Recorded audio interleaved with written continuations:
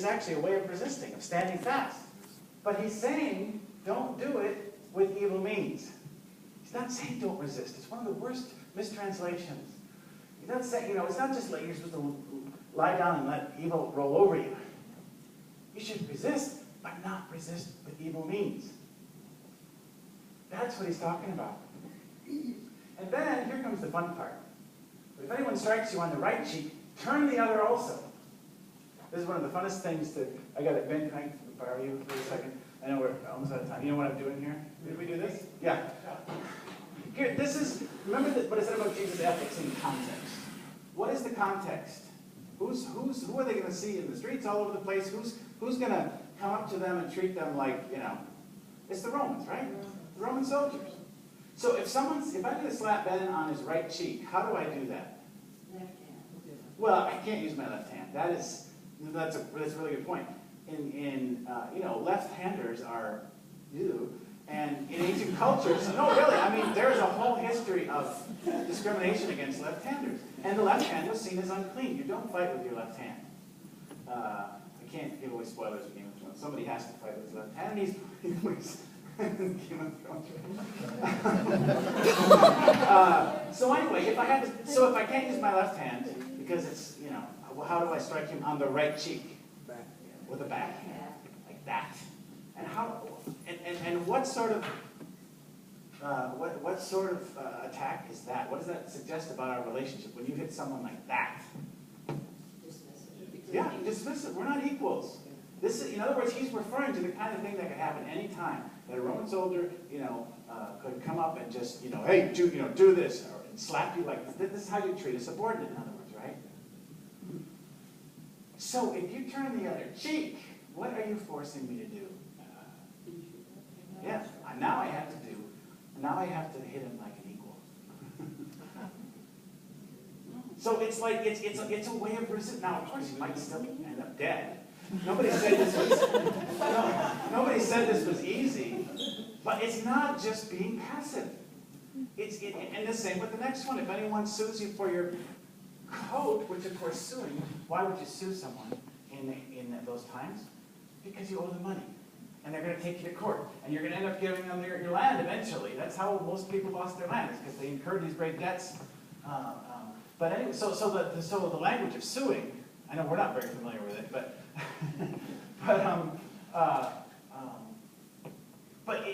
if you're in a court and someone says, I want your cloak, or your coat, and then you give your cloak, what does that leave you? Naked. It leaves you standing there naked. Right? And that brings shame not so much on you, but on the people looking at you. So I think about this every time, like you go by an open window, you're the one who feels self-conscious about the fact that something could, right? I mean, it's more shame, and it's like Noah's kids, looking on his naked. And it wasn't that he was naked; it was looking upon his nakedness brought shame and lots of other stuff for them. So in other words, and if someone who's going to force you to go 1 mile?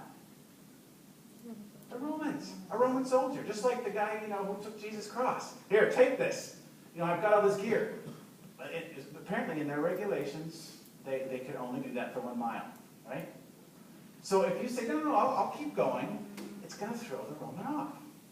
He's going to be for it. In other words, these are creative ways to resist nonviolently. They're not simply,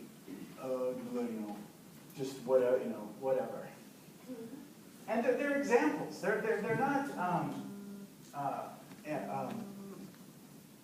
They're not, because once you do this, it's probably, you're going to have to be creative. Being nonviolent is so much more work and takes so much more creativity than simply picking up a sword or a gun and blasting someone, right?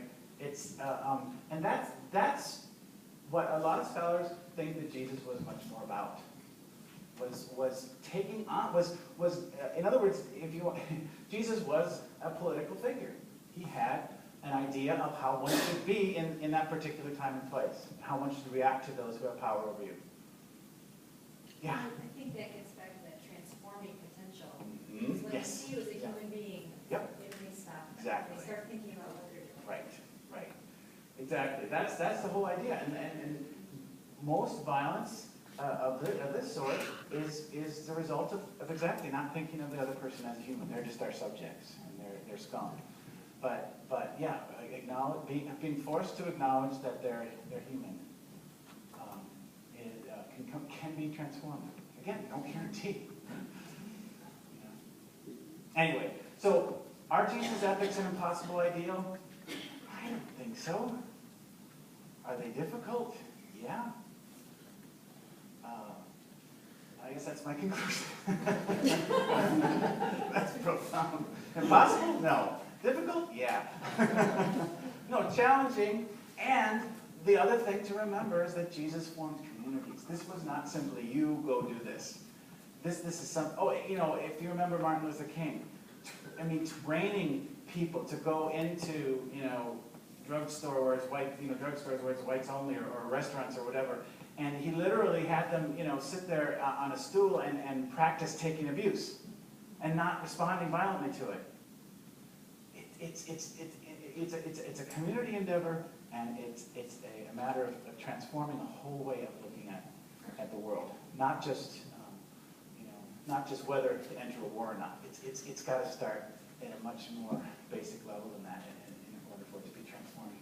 You quoted earlier, and I can't remember, but the part that you left out was it doesn't call attention, it brings glory to God. Mm-hmm. And I think that's very... Yes, it is. Yes. Right beyond this is, whatever you do these in secret, and because your Heavenly Father sees what you do in secret, so don't go trumpeting your piety before others, right? And your Heavenly Father, and like I said, he said, let your light so shine before others to bring glory to your Father in heaven. Absolutely. Well, thank you. I went a little over time. I hope. That clock is fast. It is. I have 3:20, so I'd be happy to hang around if you have any questions, but I think we better call it officially.